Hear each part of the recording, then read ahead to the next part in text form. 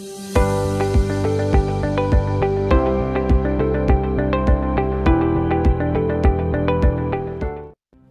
day, everyone. My name is Lebogang. I'm a master's student in economics at the NWU.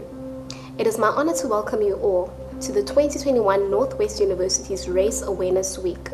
It is particularly important for us all, not just economists, to consider the relationship between race and the economy. It is necessary for us to recognize progress that has been made in South Africa to uplift people who have been previously disadvantaged. The World Bank's Overcoming Poverty and Inequality report shows us the latest available data, which indicates that around 2.3 million South Africans have escaped poverty between 2006 and 2015. While the coronavirus will have worsened the state of poverty in South Africa, especially along the lines of race, it is worth reflecting on the gains that have been made. But there's still much to be done. Just before the pandemic in 2019, we still had massive inequalities in terms of unemployment. Black Africans were reported as having 43% unemployment rate. Colored people were reported as having 30.1% unemployment rate. Indian people's unemployment rate was 20.6%, while white people's had only 9% unemployment rate. Startling statistics are also reflected in earning differentials, where Black Africans on average still earn less than what half of white people earn in South Africa. So too, a breakdown of the Black African workforce reveals that 18% are considered skilled workers, while in the case of whites in South Africa, the skilled workforce is 61%. These statistics emphasize that 3 centuries of colonialism and half a century of apartheid have left South Africa with massive challenge of changing the structural inequalities embedded within our economy and indeed our society.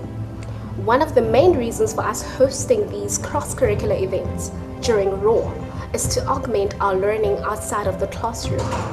This week is an opportunity for us all to learn, wake up, and to reflect.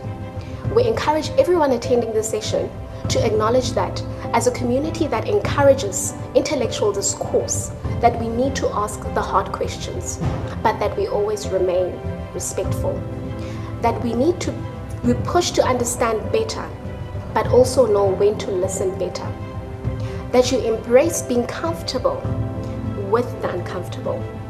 As you watch the contributions made by the various speaker or speakers in each session, please feel free, not just to type questions, but even your thoughts and reflections in the chat box. You don't have to wait for the discussion section of the session. Please contribute via text from the moment we start with the session. If you are enthusiastic about unmuting your mic, you're more than welcome to raise your hand. If time allows, the facilitator will encourage you to unmute yourself. We hope that for each of you, this session will be the start of a conversation that leads to action just beyond Race Awareness Week.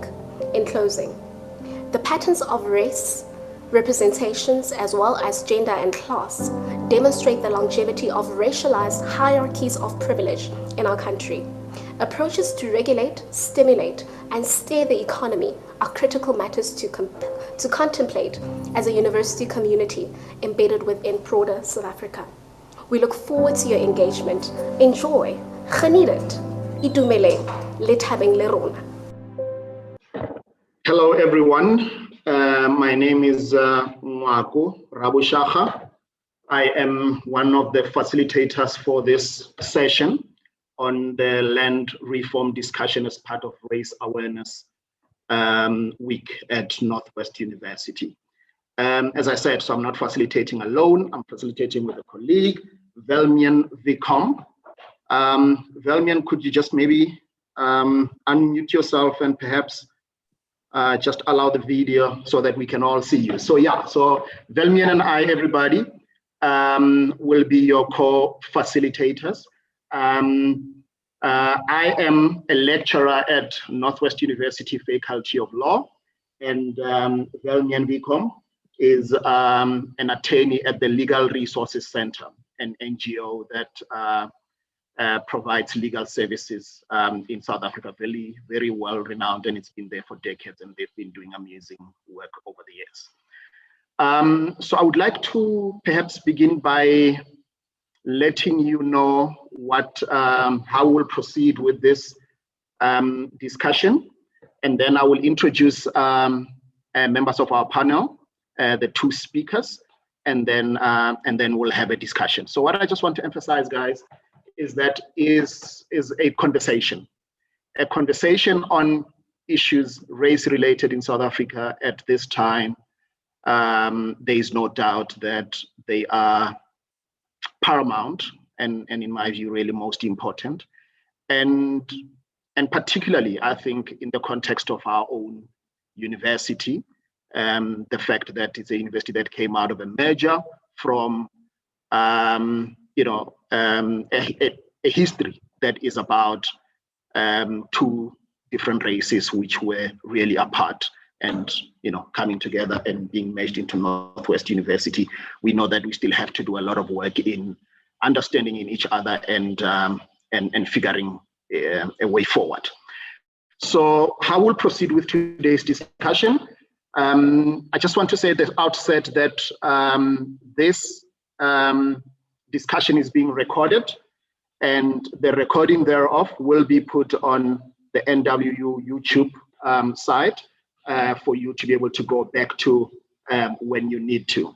And then, again, to just emphasize that this is a conversation, and we want you to get into the conversation as early as possible. So at the outset, I just want to invite everyone to start putting out whatever your thoughts are, whether it's a comment, whether it's a question about what the speakers are saying at the outset, or a question that you would like them to engage with later on in our discussion. Put it out there in the comment section. And then later on, after the speakers have spoken, when we give you a chance to, you will get an opportunity to raise your digital hand and let us know how you'd like to engage with the speakers, the questions or the comments that you'd like to put across. So the way this will work is that there are videos which have been pre-recorded by our speakers, and we will play them. They're about 10 to 13 minutes or so long. And then after that, the facilitators, myself and Elmien, will then engage the speakers with about 2 questions each for about 10 to 15 minutes at the most, possibly even shorter than that. And then we will then allow everybody to come in. It is expected that our conversation will go on for about an hour and a half. And if you guys still want to engage, I think we are open to making it longer. So yeah, that's how we will proceed. Just to let everyone know that at the end, at around 25 minutes past 2, we're going to have a lucky draw. I'm not sure if everybody knows this, but you have a chance of winning 10 gig of data in our lucky draw. And we know how data is important at these times where we all use these gadgets to communicate with each other as we are doing at this point.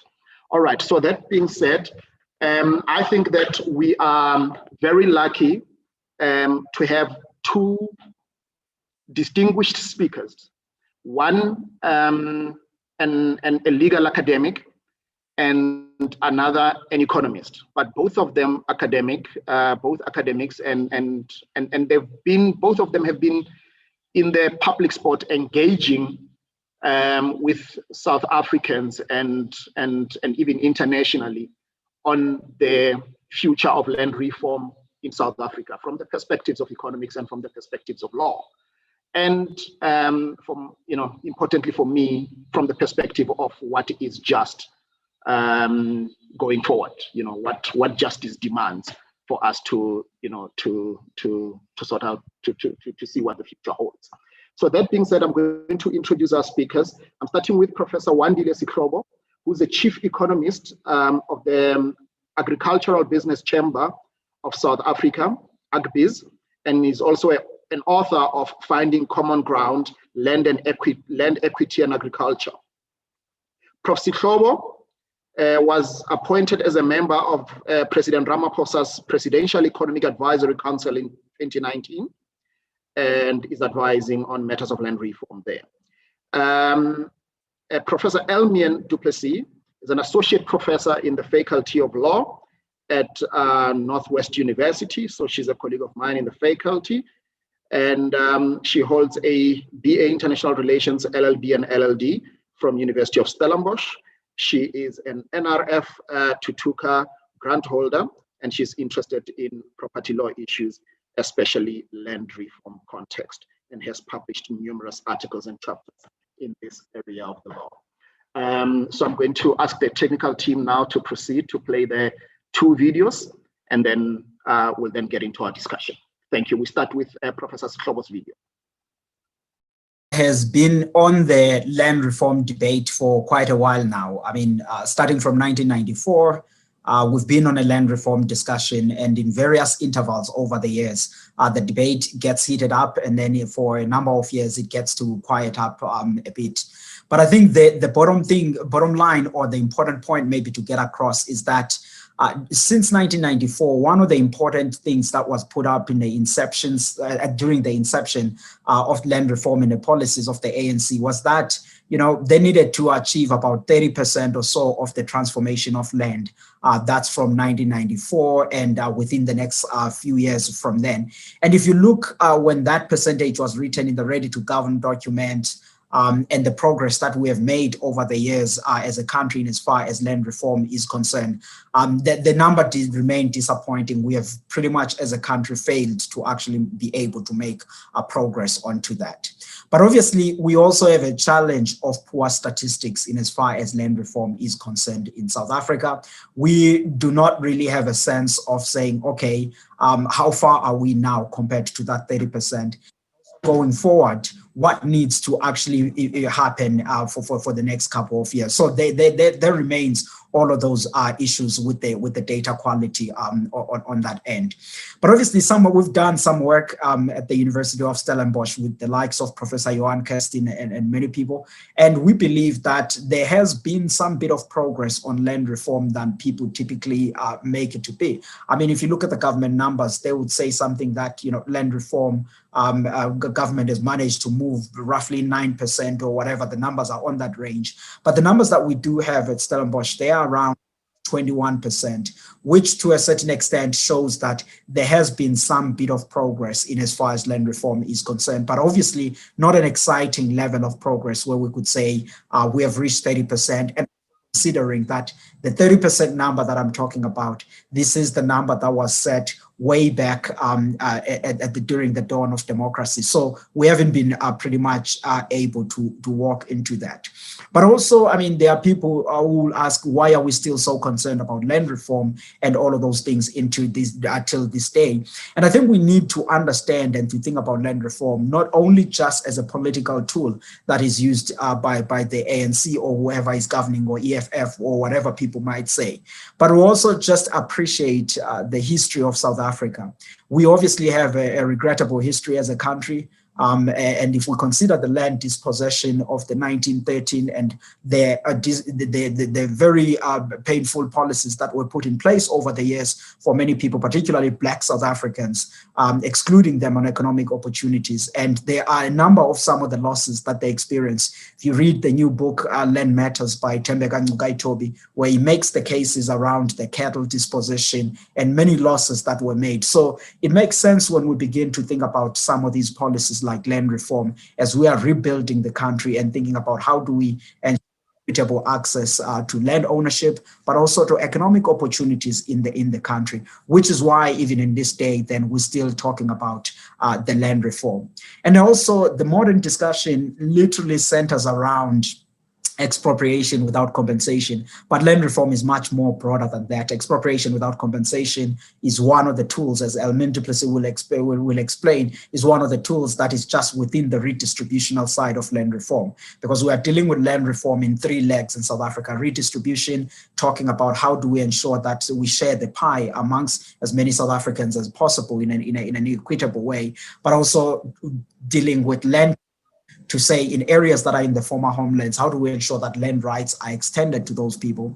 But also another one then that is within that mix. So we having all of these instruments about how we are thinking about land reform and restitution, which is much more direct, which deals then with, say, you can claim the area where you can prove that your forefathers or whoever were pretty much dispossessed in that set or piece of land. So those are all the branches under which we are thinking about in South Africa. But I think the ultimate goal is in two ways. It's both the restorative justice question, which responds to the history that I just briefly explained on, but also the economic growth question, because while we have this history, we also have the economic growth question where we say, how do we grow South Africa in a sustainable way and also ensure that there is job creation? So if you're a policymaker, you're usually thinking about land reform in two ways: balancing restorative justice and also ensuring that there is economic growth in the country,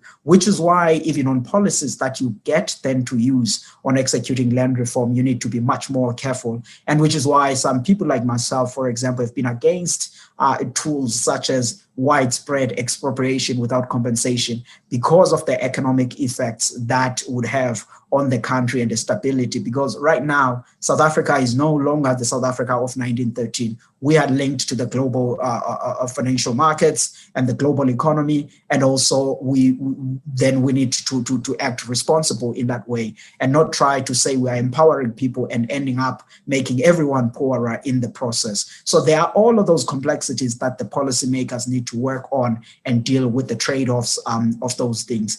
And this also leads me then to some of the discussion that myself and many people like the late, great Professor Mohamed Karan, Dr. Vuyo Mahlati, and a couple of colleagues and Bulelwa Mabasa participated in what was called the Presidential Panel on Land Reform, Ruth Hall and the other of the colleagues in there.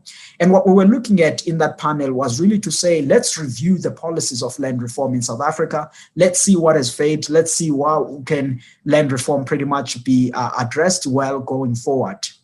And there's a number of key themes at which the colleagues at the university and the public can pretty much go and read that report, came out in 2019, and engage some of the suggestions we have made from them. But some of those included saying, let's think about how we finance land reform going forward.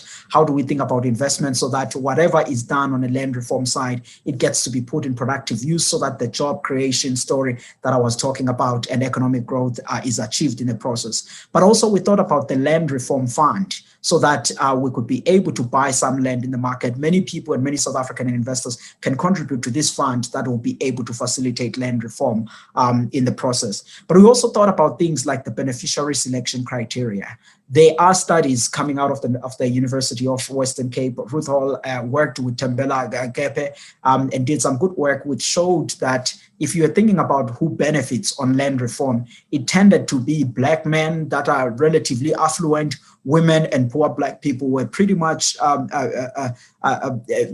in the mix or at the forefront of benefiting from land reform. And then we thought about the beneficiary selection criteria so that when you think about restitution, it's quite clear who can benefit on that. But on redistribution, on cutting on the pie, that's where there were no clear metrics. And this policy then assisted on that, and it is now with government pretty much going on approval and being utilized. So that's the contribution we have made. We thought about things like land donations, because there are big companies, farming businesses, which thought about donating land, mining companies and churches. And then we had to come up with the guiding principles under what to do with that. And there is now a land donations policy which emanates from there. And also we reflected on inefficiencies of government and corruption at government level about how to root those out so that land reform can be carried out in an effective way and be able to respond to the core needs of the country, which is the restorative justice question, as well as on a land reform, as well as on an economic growth question. And I think we need to think about it in a way of saying, how do we use land reform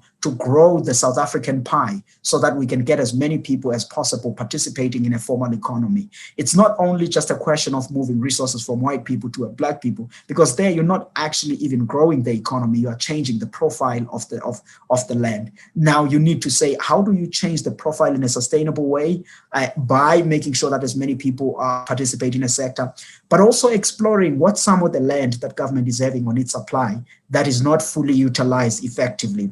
And how do you select the right beneficiaries for that land? And how do you think of financing instruments that will be able to assist on those parcels of land so that we can be able to have a much more sustainable progress as a country? So these are all debates that are still going on. And I think that we get to be too absorbed only on the expropriation side and see land reform on a negative eye because of that. But there's a lot of positives that can come out of land reform if we begin to think about it in a way of saying, how do we improve fellow South African standards of living by really looking at these resources that we do have and seeing how do we put them in a productive use, and how do we use these policies and these frameworks that we do have to achieve some bit of progress. And obviously this comes back also to the point I made earlier. I said myself and Professor Kirsten and the other colleagues said there's progress on land reform. We're talking about 20%, but people might say, yeah, you say that there's progress about 20%, but why aren't we seeing any changes in patterns? I mean, you look at commercial agriculture in South Africa, roughly between 10 to 5%, 5 to 10% of the output is still largely, that's the only percentage that black farmers actually contributes to major agricultural production. Largely, it's still white farmers that are producing a large part of agriculture produce that are in the commercial space. So people do see those numbers, and then they do see this land that we say there's progress. They say the numbers don't make sense, what's going on?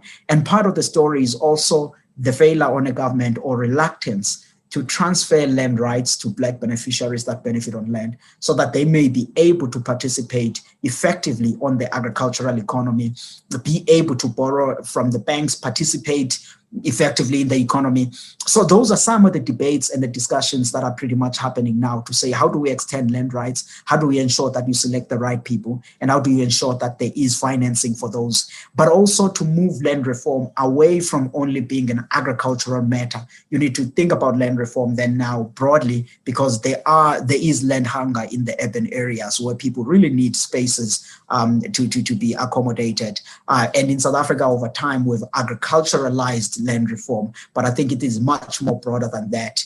It addresses, yes, economic growth and as well as the restorative justice part, but that doesn't mean only using land productively for farming. It could be a land used for housing, for firms, for other things, or for people building houses so they may be able to be closer to places where they work. And I think that it's my very hope that as we're having the discussion now, we're focusing on Section 25 of the Constitution, but we need to step back and really look at land reform holistically and understand that expropriation is just one of the tools, and it's actually not even a desired one that you should change the Constitution to be able to achieve that. We can be able to achieve land reform by you looking at the tools we have, looking at the capacity to execute this and be able to carry through that. And that's the view really that's coming out of lawyers like Elmien, Plessis, Tembeka Ngugaitobi, Bulelwa Mabasa, and many others that have looked in the legal space of this. But land reform is a discussion and a topic that will be with us for quite some time in South Africa for years to come.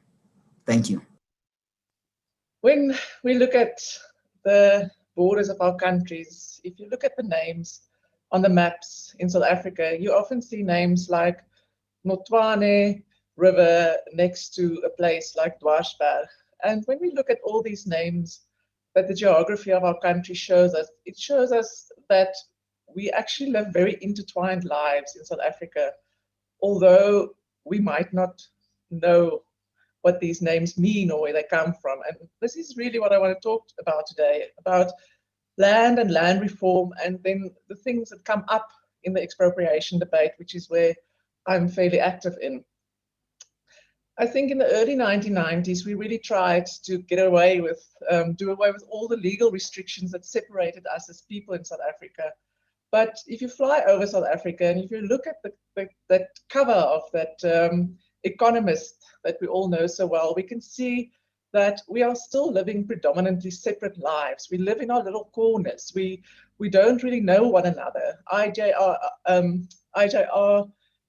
Studies show, for instance, that it's only a minimal amount of people who know the stories of other people outside of workplace or the public places, in other words, the intimate spheres. And I think a lot of that's got to do with our spatial history with land. And that is interesting. And then we can also ask ourselves, a generation later, after the promulgation of our, or the adoption of our constitution rather, whether we have made any advances in this area. And I think this is always interesting for me, that conversations come up a generation later. So it's the next generation that say you made promises and you did not keep to the promises. And I think this is why we're having interesting conversations on land these days. And I also think that brings us back to the words of Frantz Fanon that said that each generation must discover its mission, fulfill it, or betray it. And I think you as youth, you know, you must discover what your mission is. How is your mission different to that of the generation before? But I also think when we have this conversation, we should remember that I think it's quite ambitious that we would think that the wounds of more than 350 years of land dispossession, of conflict over land, would have been healed in one generation only. And I think if we think that in 27 years we should have been a lot further, we are misjudging the pain of South Africans and the connection to the land. So with that in mind, I also think that what we are attempting to do in land and land reform in this country at the moment is what we have never done in this country before, and that is to coexist in peace. And you know, united in our diversity, as our logo in South Africa says. So what I want to speak about a little bit more today is expropriation without compensation, which is a term that we've come to know for the past 3-4 years in the conversation. It comes from the ANC's Nasrec conference, where they said they will adopt expropriation without compensation as one of the methods to accelerate land reform. But I think what we are missing in this conversation is that expropriation without compensation is often used as coded language for many other things that we don't seem to talk about. And I think, you know, what this conversation brings up for me is to say there's something lying deeper in the soul of our nation that we actually also have to talk about. And I think that is what I would like to do today. We can speak about the nitty-gritty of land reform and things on the surface, but I think we also need to have deeper conversation, and there might be uncomfortable conversations about the things that's lying below. So what I've done in the past 3-4 years is I have started thinking, what do people speak about when they say expropriation without compensation? Because a lot of the conversations, we don't hear one another, and we don't speak to one another because we mean different things when you talk about expropriation without compensation. So the first thing that I want to talk about is that when we talk about expropriation without compensation, we talk about the property rights system that we want to govern in South Africa. So that's the choice between, you know, a market-based system, or the choice between, and so market-based system on the one hand, and then on the other hand, what the EFF refers to as custodianship, or often as nationalization. So that is often a conversation that we are having. How do we want to see that? What does the country need in that regard? Do we need to protect private property rights quite stringently? And if so, to what extent can we interfere with the private property rights in order to bring about land reform? Or should we do away with private property altogether, as the EFF wants, and to a form of custodianship or nationalization? So that's the one conversation that we are having there. So we can talk a little bit more about that maybe in the discussions. The other conversation that we are having is the land reform conversation itself. So if you look at the Constitution, we have 3 programs of land reform. You have land restitution, that is where people can claim back land that was taken away from them, so that people usually have a direct connection with that piece of land. There are certain requirements that you need to comply with. It's a quite onerous and long process. There are problems with the restitution program as well that we can talk about in the chats. So that's the one program. The other program is redistribution. That is where the state give land to people who will use it, for instance, for farming. We have had quite a lot of that these past few months in the news of farmers losing their farms. So that's done in terms of a redistribution program. We don't have legislation there, which is part of the big problem. And then we have land tenure reform, which deals with, for instance, farm dwellers or people living on land in terms of customary law. And that is a very, very broad topic. So that's something that one cannot just encapsulate in a small conversation. But the documents, if you want to go and read more about that you can read up, is the high-level panel report of 2017 and the Presidential Advisory Panel on Land Reform and Agriculture. They have identified the problems in the land reform programs and they've proposed solutions. So, but that is really quite technical. But that deals with the questions of if the state now have expropriated the land or acquired the land in whatever way, who must benefit from land reform? And must they use it for farming? Must they use it productively? Must the people that benefit from land reform farm commercially? Should it be small scale farmers? So that's sort of the kind of conversation that's in there. And that's in my view, the most important conversation that we should have in terms of practical solutions, but it still doesn't always address the issues that underlie these conversations. So I think then to go under the surface, so the things that underlie all these conversations that we are having, especially with regard to expropriation, is the question, who should pay for land reform? So the Constitution itself envisioned that the state will pay for land reform. It will be a state-driven process. And the state will pay for land reform from our taxes. But there often seems to be a conversation underlying this that says it should not be the people paid from taxes. It should be people who benefited from apartheid that should pay for land reform. And this is also where the question of market value and less than market value or nil compensation come in, because effectively, if you do not compensate an owner for the property that you take away, that person is paying for land reform.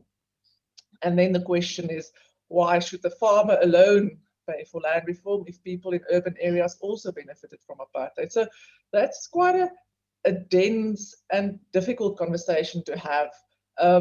And I think we are revisiting some of that in a way. So what's quite interesting, and I think this would have been a solution, so this is my personal opinion here that I'm putting on the table. During the Truth and Reconciliation Commission hearings, the late Prof. Blanche, he's an economist from Stellenbosch, he proposed the levying of a special tax. It was 0.5% over 10 to 20 years on the wealth that people accumulated by virtue of white political supremacy. So basically, taxing people who benefited from apartheid for 10 to 20 years and utilizing that money for land reform purposes. That was again echoed by the Archbishop Emeritus Desmond Tutu. But every time this came up and started to be a conversation in the public realm, people really got shut down and the conversation was closed. I know a lot of people also got death threats when these kind of conversations were made. But I think that is an interesting thing to talk about. Who should pay for land reform? And also, if we are now confronted with a government that seemed to have wasted so much money, can you still expect, for instance, from landowners to offer up their land for very little compensation? So that's part of that underlying compensation. The other interesting question here is the question, to whom does this country actually belong to? So what does it mean to be South African? If our constitution says in the preamble that South Africa belongs to all who live in it, but part of the conversation seeks to legitimize that some people might be more entitled than others to live here, who will be entitled to lay claim to the land, and how are we going to decide who gets rights in land? I think here specifically of the Khoisan people who say that they are the first inhabitants here and the land should be returned to them. How do you negotiate that kind of conversation? Who does this country actually belong to?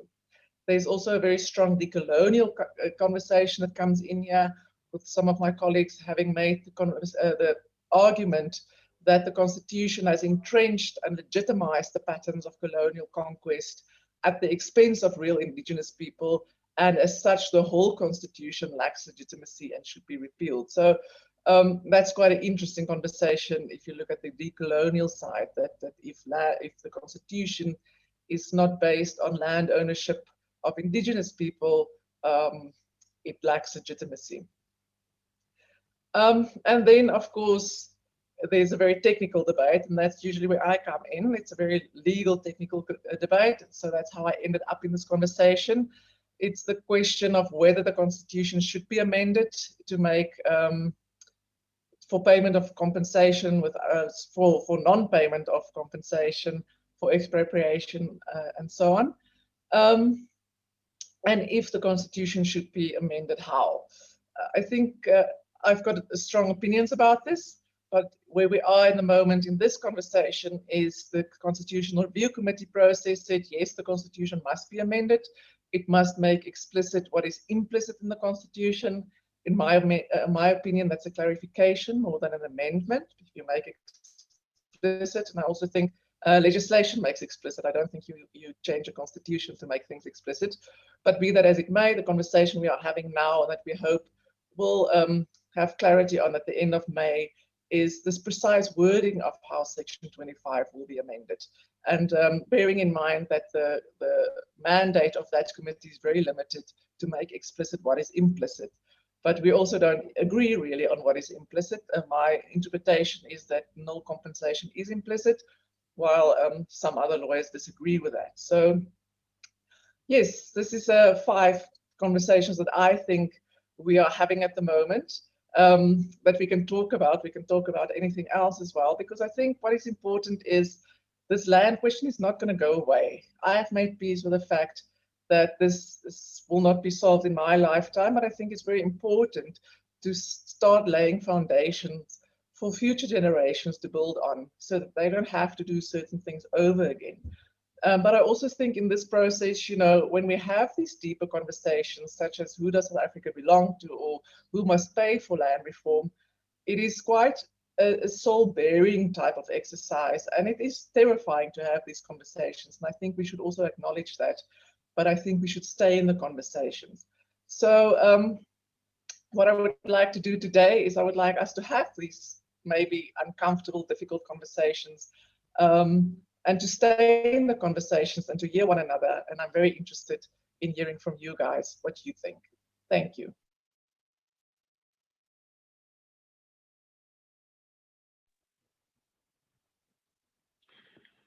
Okay. Hello again, everybody. My name is still nwu-pukke, and I'm still with Elmien. And as I said, so we are co-facilitators for this discussion, and we get to engage the 2 speakers first, and then bring everybody into the discussion. I see that there's been a few comments and questions that have drizzled in the comment boxes, and some of us are already engaging with other people in the chat room. So I think let's keep doing that, keep those questions and thoughts coming. And just because you put a thought there doesn't mean you can't later ask a question. So just put it there so that you don't forget or whatever. And then I've been informed that Prof. Wandile Sihlobo will have to part with us at 2 o'clock. So Elmien, I think things changed there slightly. And I think questions that you and I have, let's direct them at him. 1 or 2 questions, I think, each for now, and then allow a few people in the audience to ask any questions of him before he leaves, and then we'll then proceed with the conversation with Prof. Elmien immediately after that. So allow me to start. The one thing that has been lingering in my mind, and I think it's sparked by what Prof. Wandile says about that the starting point seems to be the need to balance restorative justice with economic growth. I have some difficulties with that, Prof. And it's just an issue of starting points. And because I think that the starting point needs to be much deeper than that, I just want to hear your views on that. And the question is, Black people have struggled against white oppression and subjugation for a long time, and much of that time has been around issues of land. And there must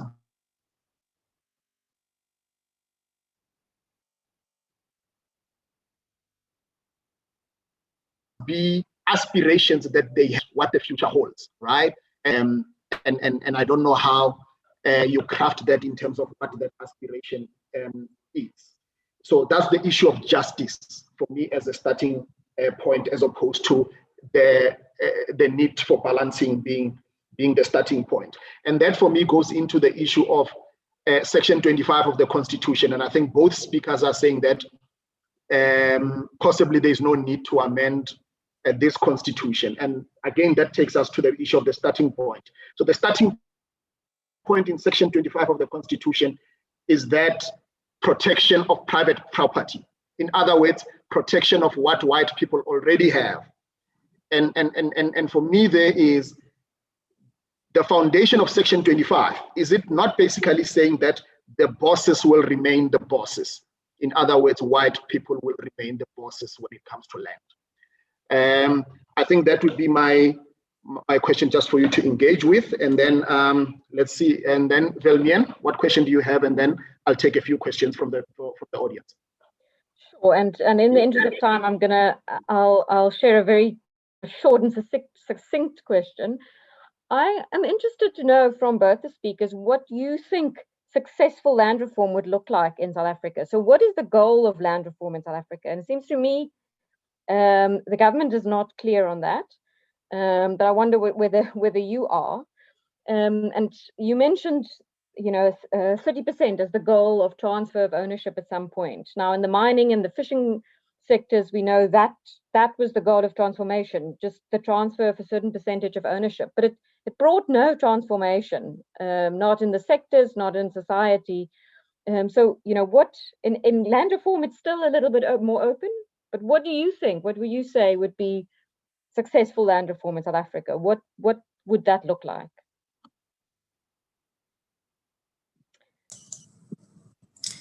Thank you so very much, colleagues, and good afternoon to everyone that has joined us on the call. We really appreciate you making the time to join this section.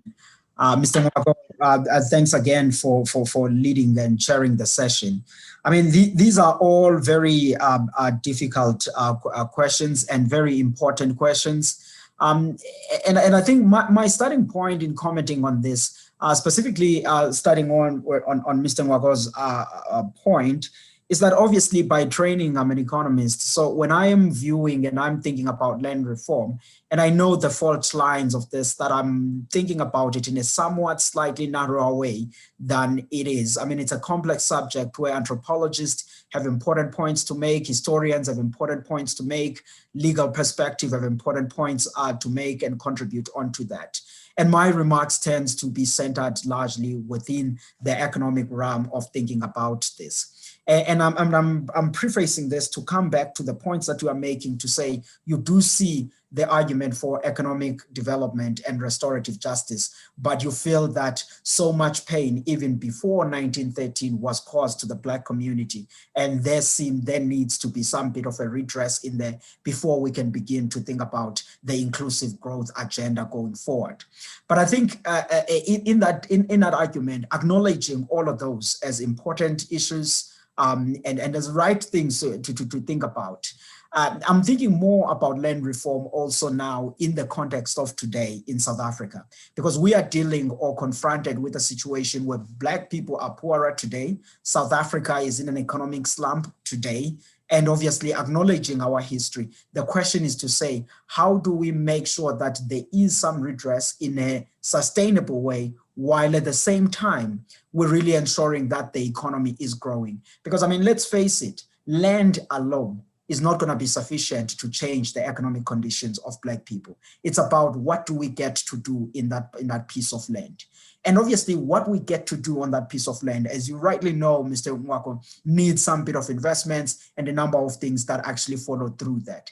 And South Africa today is not as set up as in the days of Fort Trekkers or white folks in 1913. We're much more integrated with the global economy, which then introduces a number of complexities when you're thinking about the laws that you have to put in place when you're addressing some of these questions, which is why for me, even the arguments when, let's say, the economic freedom fighters was thinking about the widespread expropriation without compensation, that was not desired approach, largely because of the economic destruction that in my framework of thinking, I thought that that would cause more when we're dealing with land reform.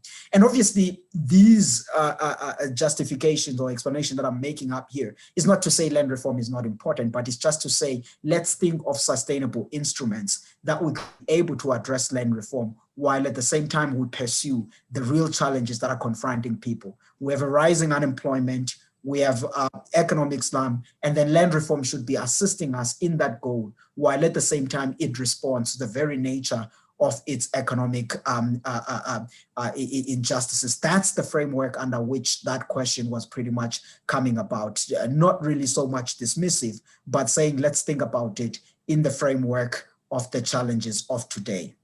And moving also to the second question that came up to say, what is the ideal land reform thinking in South Africa? I mean, you're 100% correct in a sense that there hasn't been a clear view. The 30% that was set back in Ready to Government document and the earlier works of the ANC was not the goal that we would have achieved land reform by then, but it was that in the next 3 years or so since 1994, the country need to be in a position where it has already been able to move roughly 30%, but not to say that's the optimal point. In my understanding, maybe Mr. Mwako or Elmien or anybody on the call might have a different view on that, but I don't recall us as a country having a clear view about what do we deem as a successful target on a land reform. Now, in any country, obviously, that has a population like South Africa, one believes that to see an ideal situation, you want to look in the industry. Take agriculture, for example. You want to look at the agricultural industry in South Africa and see it somewhat mirroring, even though not perfectly, but mirroring the dynamics of a country. You now, for example, have South Africa's agricultural sector, where roughly Black people produce at a commercial scale in South Africa between 5 and 10%, but they form like a majority of the country. So in dynamics like that, that doesn't form healthy socioeconomic conditions. You want to see slight representation in all of the sectors of the economy in order to have a much more a better and manageable political economy system. And I think that in the back of the minds of the policymakers and many people that do advise them like myself, that's the goal that you want to see. You want to see more representation, but obviously it can be a bit catastrophic to put a number on what you want that to be. But you think demographics of the country as well as each industry, not perfectly, but it should mirror that. It shouldn't look like you are in a 90% or whatever percentage Black people, but when you move into some certain sectors, you almost don't see any of them there. I think those are not really the good recipes for stability long term. That's the framework under which I come thinking about some of these, but let me yield a bit now.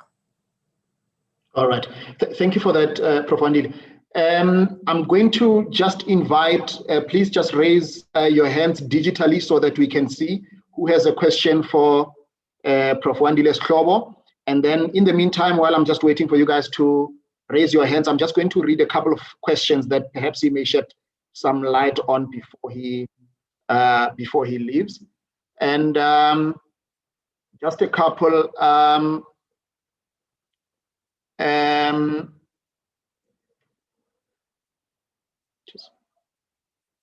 I think Olani was just saying that he finds the idea slightly dismissive, and then I asked him what he means by that. And the one thing that he's asking is that the assumption that land donations are one of the viable ways of ensuring land reform still undermines the nuances in land belonging to Black South Africans. It still gives impression that what that we are given something that was never ours. And then Elizabeth says, my question is it arable land that needs to be expropriated? If so, will farming continue? Is it blanket expropriation? What about tracts and tracts of unused land? Whose land is that? Can't it be apportioned to those needing land? What is the government going to do with the land in its possession? So those are some of the questions there. And then there was just one more question that I wanted to read. Yeah, I think, is there anyone whose hand is up who wants to ask a direct question?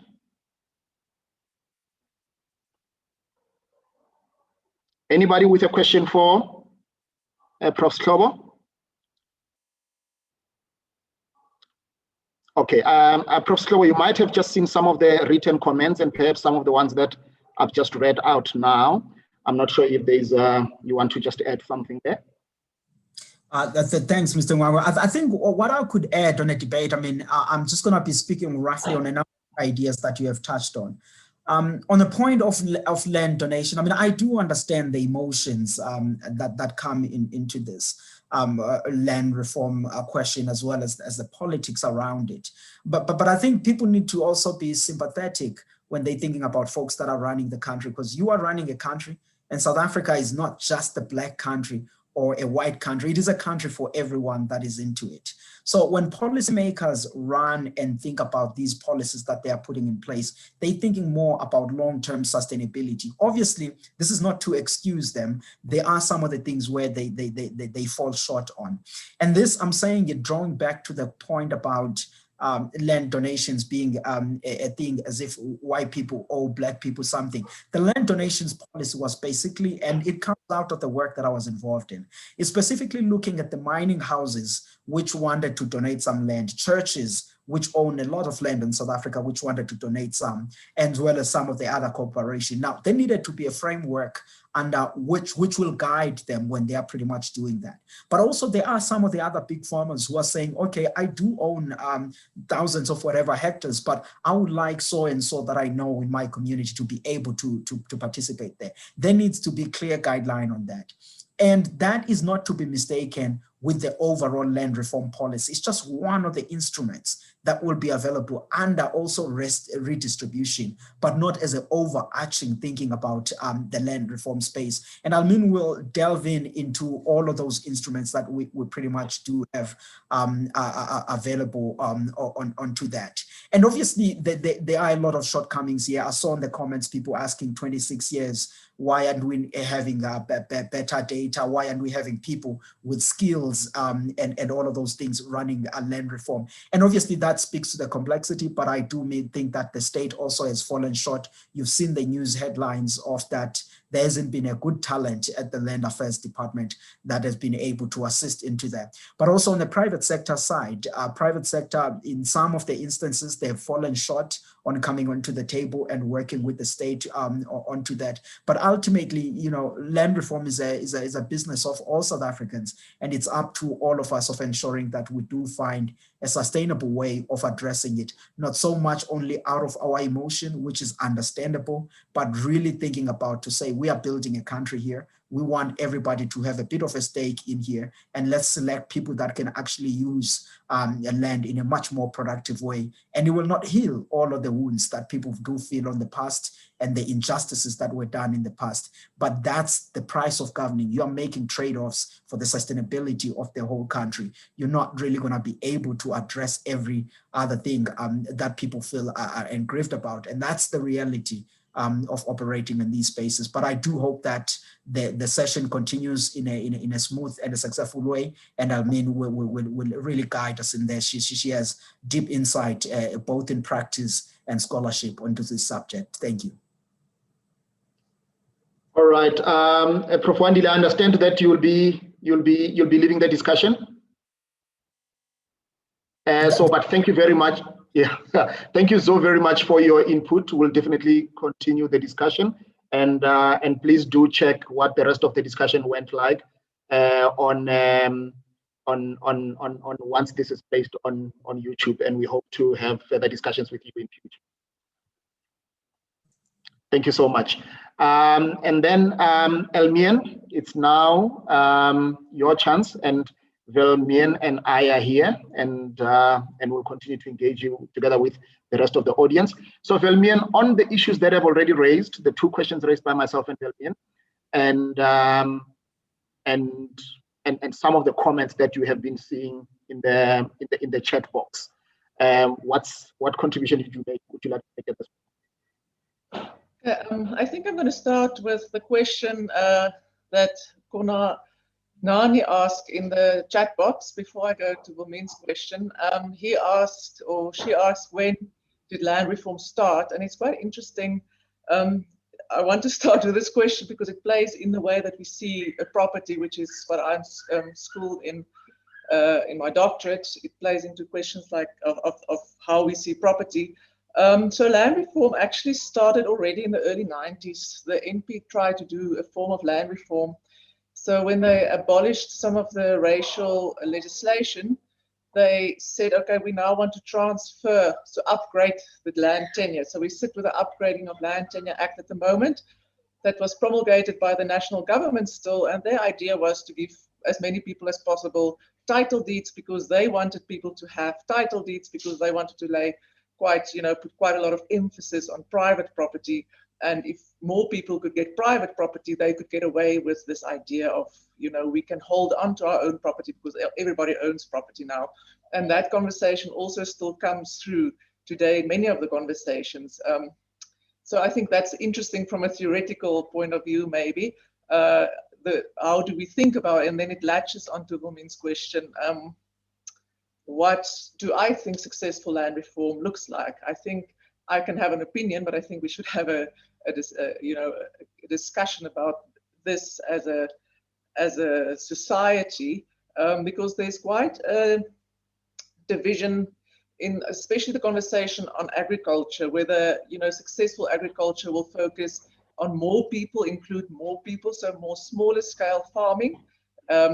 Or are we going to try and establish more Black commercial farmers? So, and that's an ideological difference, right? So if you focus more on Black commercial farmers, you are more into the, what they call neoliberal. I'm not always too fond of labels, so excuse me if I sound hesitant, but more the neoliberal model, strong emphasis on capitalism, private property, very important, global markets, etc. So that's the one extreme.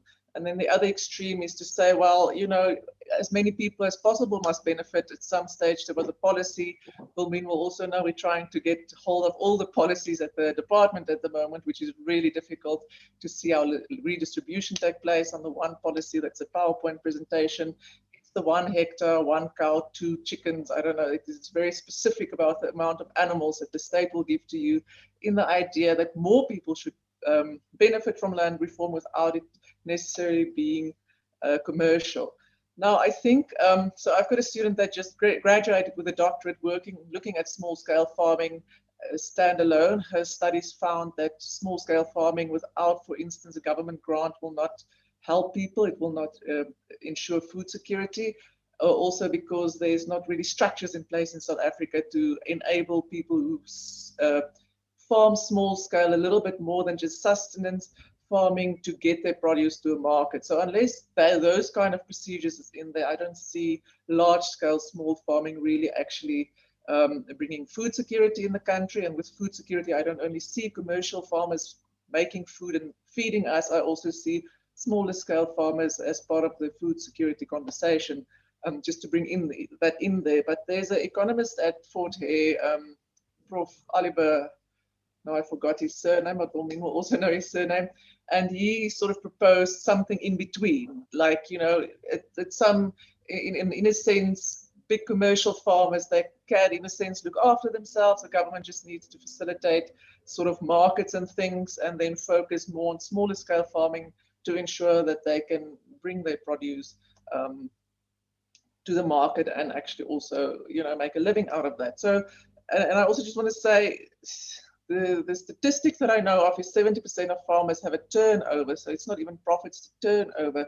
than less than 500,000 Rand a year. So farming is not really profitable anymore, and it's a worldwide trend unless you go for scale. So we have a few really, really big mega farmers that make a lot of money. And then we have this, what we call smaller scale farmers with that turnover. So what will a successful land reform in agriculture for me look like? A combination of two, but with the support of people those who want to, make food for the market, to enable them to make a living out of it.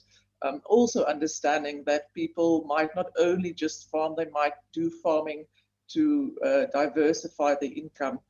As my students' doctorate show, that often the income is diversified by government grants, and the grants then help to purchase seeds and things. So these things are a little bit more complex than just choosing the one above the other. But I think what I really want to see more in South Africa is spatial integration. That when you leave your house, you don't only see people who look like you.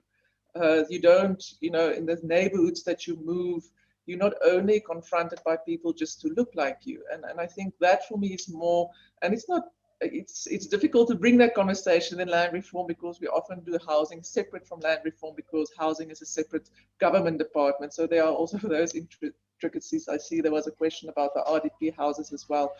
So these sort of silo approach also brings its challenges, which are supposed to be overcome by this interministerial committee on land reform. They're supposed to talk to one another. But I, for instance, think there are quite a few really good NGOs in Cape Town that's trying to make sure that there are good, affordable housing in the inner city of Cape Town, to bring about spatial integration, so that people, also in terms of class, that it's not only one sort of class and age of people in a neighborhood. I think that makes also for more of a social cohesion. So that's my very long answer there. Yes. I'm just checking. I made some notes. So, no, thanks, thanks, Elmien. I mean, just a quick follow up on what you are saying. And somebody did in the chat box ask a question that, is this not less of a race issue, but more of an economic class issue? And you are raising the issue that the issue of class makes us live apart, but we know that class in South Africa is related to race.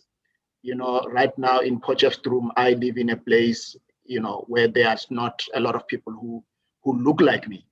And the only reason that I can be here is because maybe I earn more than most Black people by far. And it's the fact that land prices and land value is controlled by market forces.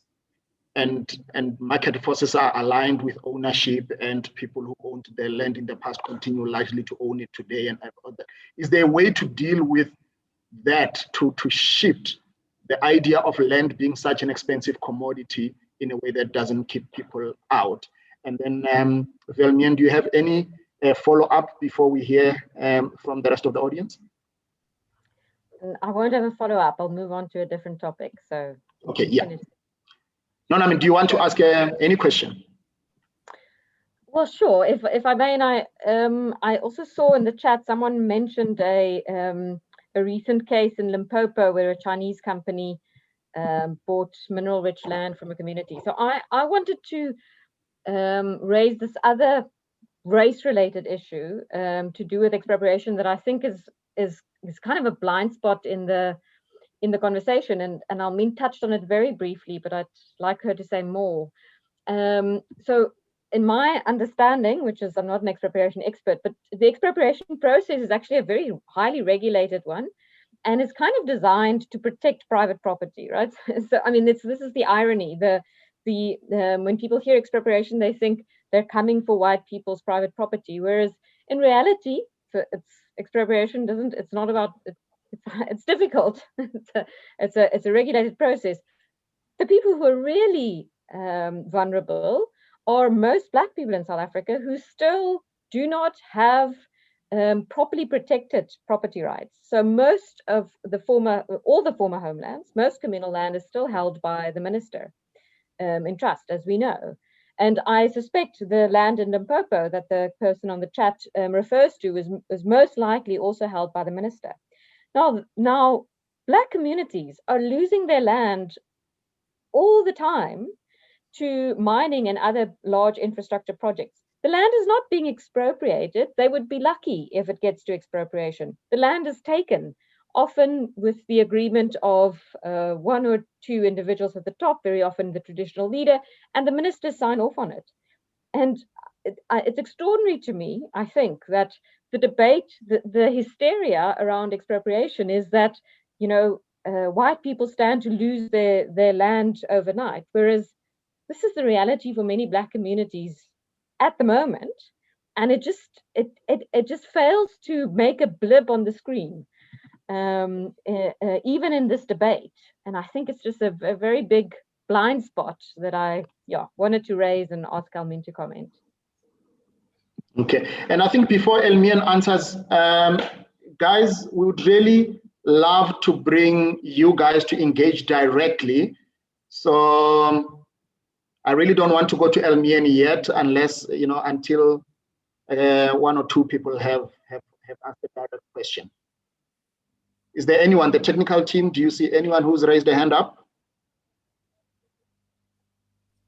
Welcome. No one has raised their hand yet, okay. But I would also be so keen for anyone that wants to raise their hand. But we do have a lot of comments in the chat box, so I don't know, maybe it's worthwhile for us to read out a couple of those. Okay. I'll be collating some of the questions. I think Elmien, I think make your input, and then we'll go into the chat box. So I think, and then perhaps also the question that I asked right at the beginning, which is about the very design of Section 25. Yes. The very first line in it makes Black people losers, and I think that's my honest opinion, and that's why for me it's a big thing about whether we change it or not. I don't want to make, as a Black person, it makes me feel like a loser. And how do I stop feeling like that? How can the Constitution give me some hope? Because at the moment it doesn't. Okay, and I understand that. I think it also it's going to link onto Wilmien's comment and question. We focus a lot on ownership in this country. So when we look at property, we look at ownership. And if you look at property in the Constitution, it mostly speaks of rights in property. It doesn't speak of ownership as the only rights in property that you can have. So what I'm trying to do when I'm sitting in my ivory tower and writing my, deep theoretical, philosophical type of articles, is I'm trying to redevise a way of looking at property that does not only focus on ownership. Because if you focus only on ownership, you are going to get into that trouble that the Constitution protects established land ownership rights unless you broaden it, right? The other option is you're trying to do that. State land this was released. Was one of the questions there. There was state land that was released for redistribution. The whole expropriation conversation is an attempt to give supposedly property rights to other people. At the moment, the state also only leases property when they give property for redistribution purposes. But to say that even if you don't have ownership rights in land, those rights in certain circumstances can trump ownership rights, then you transform a property system. You don't do away. I don't think we should do away with private property. This might perhaps be where me and you differ, nwu-pukke. I know you've got different views on this. I think private property is important in today's world. I think it's also important for economic reasons, but I don't think you need to guard it so jealously that the state cannot interfere with the property rights in order to bring about reform. I also see that there was a question here at the bottom. How do you trust the state? When we see all these things at the Zondo Commission, of course, it's difficult to trust the state and to say that the state must do land reform when you are confronted with all this kind of corruption and stories that comes out. But I also think that you cannot leave something like land reform in the hands of only private individuals. There might be some sort of cooperation. so it brings in complex ways. So ideally for me, there should be a different way of looking at rights and property. I think, for instance, people living on communal land, even if it's held in trust by the minister, those rights should be protected in such a way that people cannot take away the rights without either the consent of the community, as we have court cases that say the majority of the community must consent to their rights being taken away. Not a majority, it's more than a majority.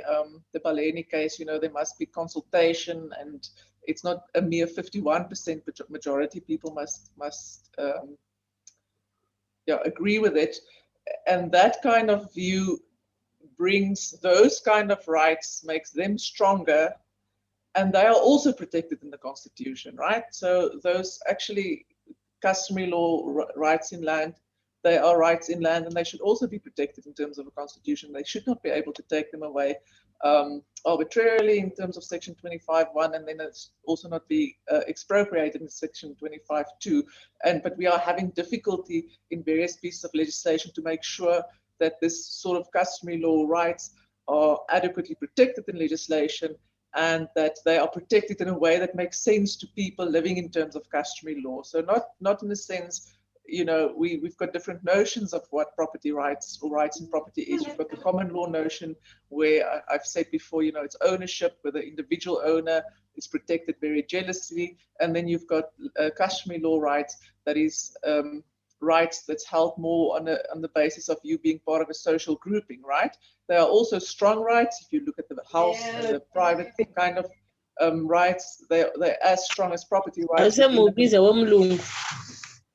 But they are not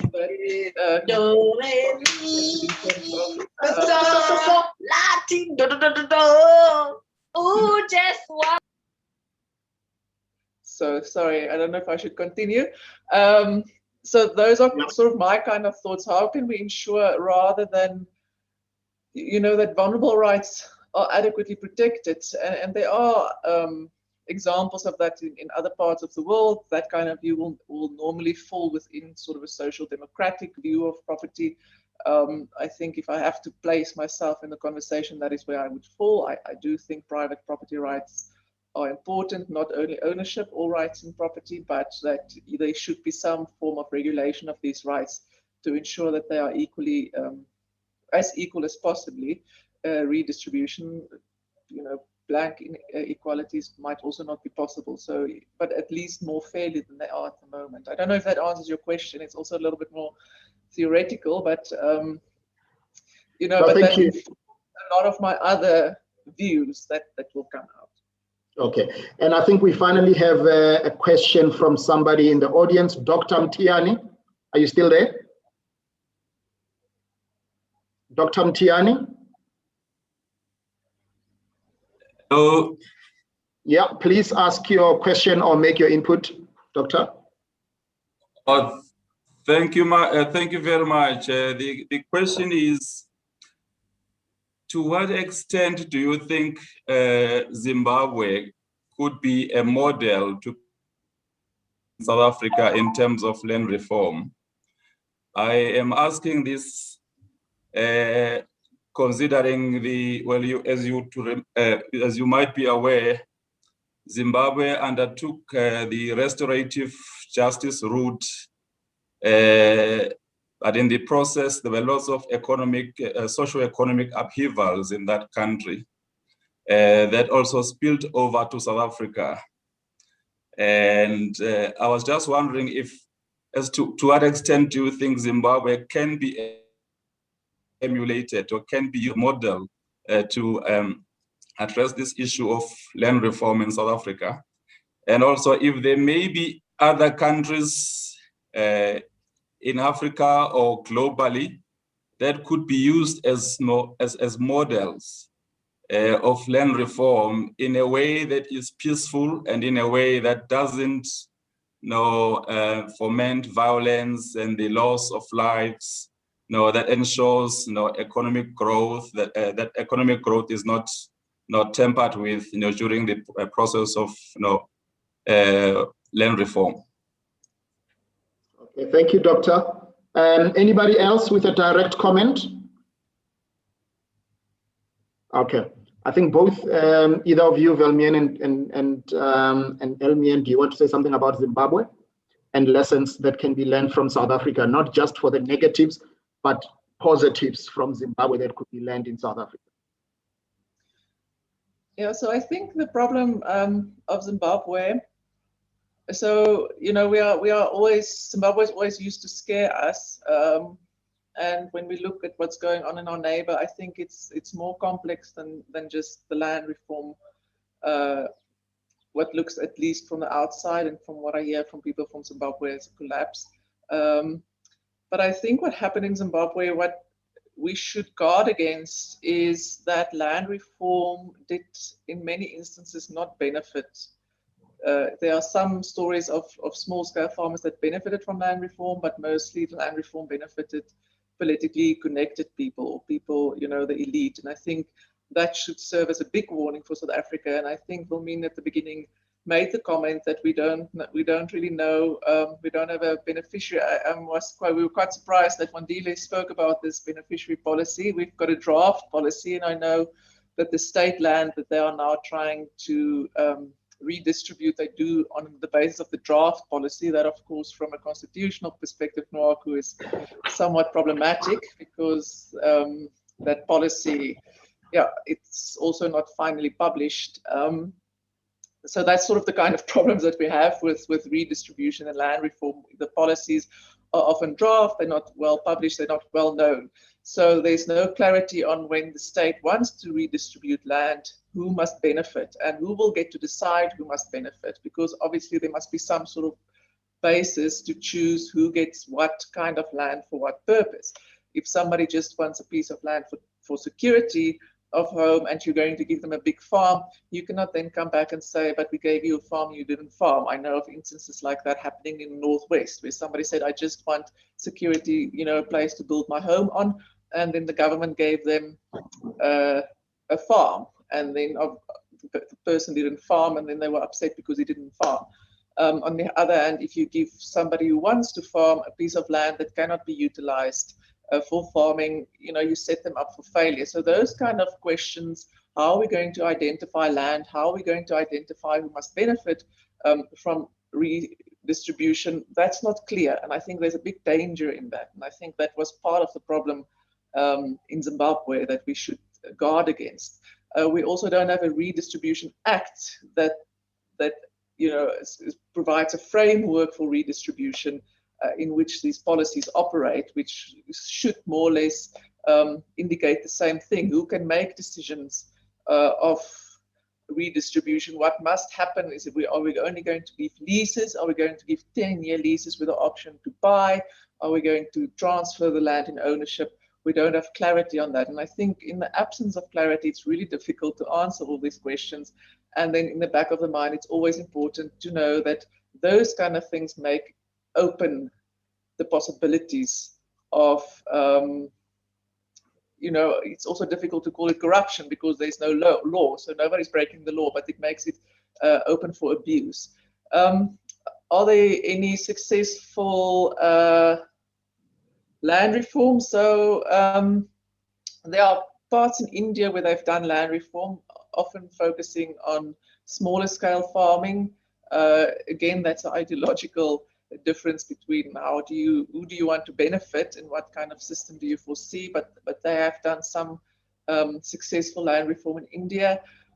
In Germany, it was a different kind of land reform because it didn't involve this problem that we have in South Africa, where you don't necessarily have to, but you might have to take land away from existing owners to transfer to new owners. In Germany, it was different problems, especially in the east of Europe.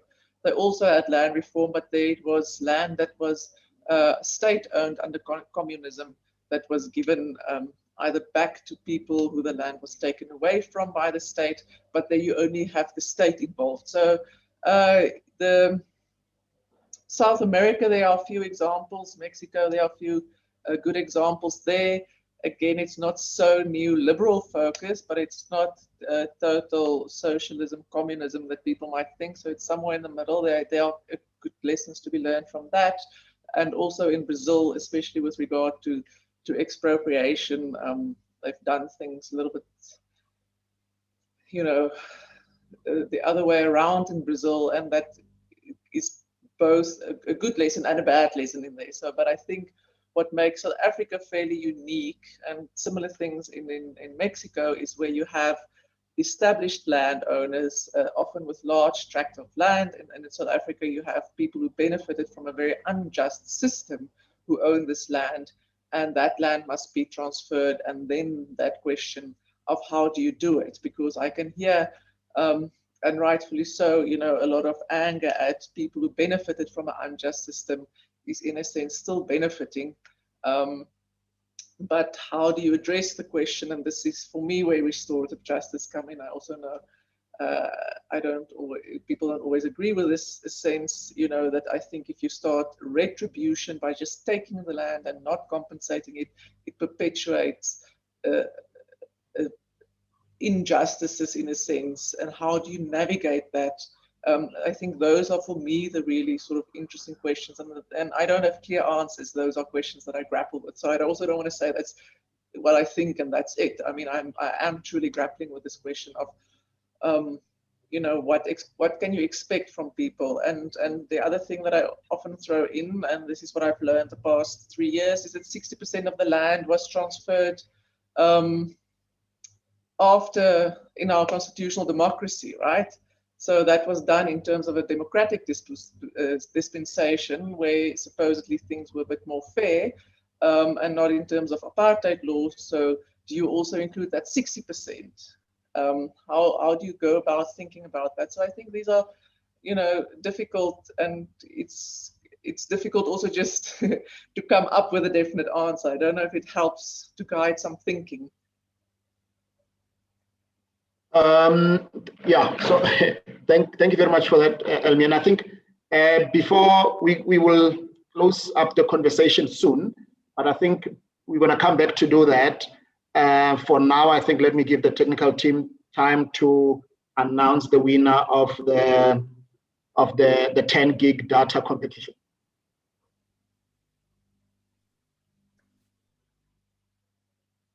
Great stuff. Haley, you should be able to unmute yourself and switch on your video so that you can do the lucky draw for us.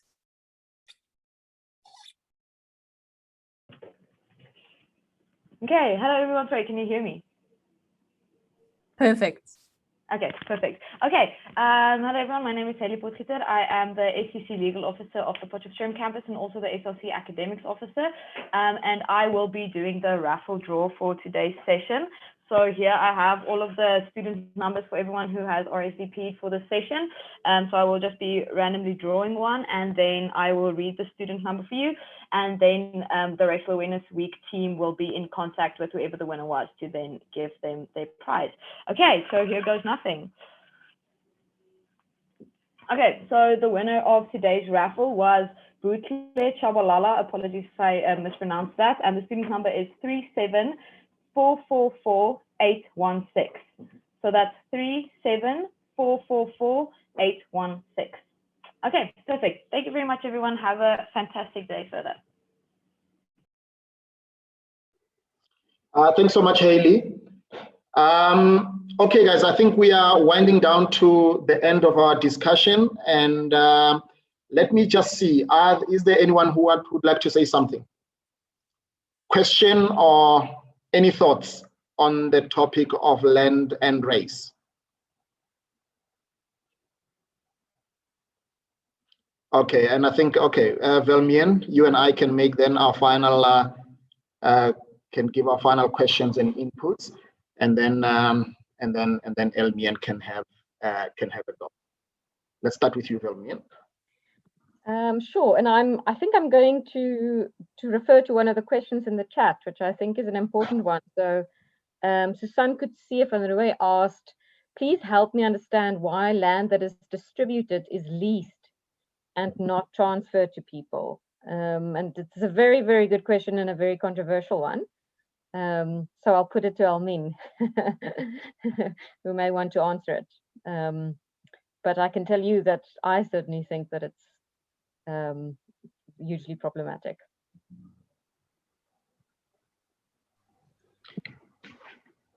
So yeah, it is. So what happens, and I've received the email this morning that sets out, so there were different policies over the different various years at the department. We are really trying to do a policy cleanup, and it is really difficult. But at some stage, the government said, okay, they're going to lease farms for 10 years, and if you can show that you farm successfully, there's an option to buy, and then you can buy the farm. And I think what was behind that thinking was they want to first ensure that people farm, successfully. So this is when you follow the commercial route, which is of course a problem. Let me just use easy English words. It's a problem because, if you don't have a secure title, it's difficult to farm on a commercial scale because you cannot get access to capital. I think part of the reason why the state also preferred to lease the land is because once it's transferred into a new beneficiary, they cannot take back the land if it's not farmed successfully, which in itself is also a problem, because I often ask myself the question, can you dictate to people what they must do with land once they get it? Nobody dictates to me what I must do with my land when I buy it, but that there are different complexities into that conversation that needs to be sussed out. What we have seen recently, and Wilmeen's been the attorney of Mr. Ivan Kluter, who have been moved from farm to farm to farm based on certain promises, is that if you don't have a secure lease agreement from the department, which can also be really difficult to get, and if you don't have sort of ownership, it's quite easy for the department to move you around like that, and it opens again the space up for corruption or for improper, if I can put it that way, improper action. So it is. There is an interesting question, but as I said, if my big scheme of things of thinking of property law, where ownership is not in the pinnacle and the most priced after form of rights in property, if that sort of thinking gets hold in South Africa, then technically lease agreements should not put you at a back foot to ownership, but at the moment it still does. So that's what brings in the complexity into this question. So it's a very good question, and again, I think that it's got to do with ideology. Do you go for stringent private property rights with ownership at the top and ownership that you guard jealously, or do you find different ways of looking at property law? Just a final question from me. Is there a way we can control land prices as a way to help out bring about faster redistribution of land? So basically land prices, and particularly market land prices, as a barrier to land reform or land redistribution. Yes, sorry, Narco, you did ask a question earlier and I didn't answer it, mostly because I don't have an answer for you, so I don't know yet. I know they speak often about land taxes, as a way to put a cap on the amount of land that people can have, or if you don't use your land, that you pay a certain tax. I'm not deep into that conversation because I'm financially challenged as a person, but I'm willing to find out for you because I think it is a good question. But then again, ideologically, you will have to fight the people that say you must leave the market alone, the market will decide things, and other people that say you must control it. And I think again, the answer is probably somewhere in the middle. You can play around there in a sense, but I don't have an answer for you. Sorry, it's a good question. I will think about it. All right, Elmien, I think you get to have the last word and close up the discussion for us. Thank you. And I think it was an incredibly rich discussion. I want to thank everyone who participated. Also, people who participated on the chat. It was incredibly useful to have the conversation there. And perhaps my closing thought is that the kinds of conversation that we had here today seems to be so much richer than the one that we read in the papers and on social media, where very often these very emotive debates and very, very important debates, they get turned into populism or hysteria, and we lose the very kind of important and real questions that we were discussing here today. So that's important, and it's a privilege to be a part of it. But I think we should also ask ourselves, how do we enrich that public discourse? How do we not only have the conversations here, but broaden it? And someone mentioned it on the chat, that it is important not to only have it here, but in fact to have it amongst people who will be most deeply affected by the things we are discussing here. I guess that's our challenge. Otherwise, yeah, thank you very, very much. The information is on the chat where you can find these videos at the end of this week, hosted by Northwest University. So please look out for that and spread the word. And thanks very much for your participation.